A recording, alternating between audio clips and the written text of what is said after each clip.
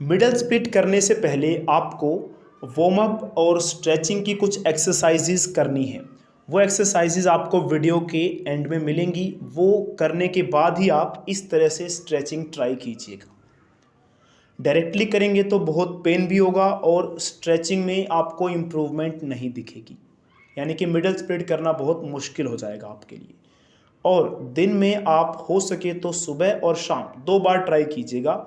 और सुबह भी 3 बार ही ऐसी स्ट्रेचिंग करनी है जैसे कि आपको स्क्रीन पर नज़र आ रही है। ऐसे ही 3 बार या 4 बार शाम को भी करनी है, अगर आपसे हो सकती है, आप टाइम निकाल पाते हैं तो।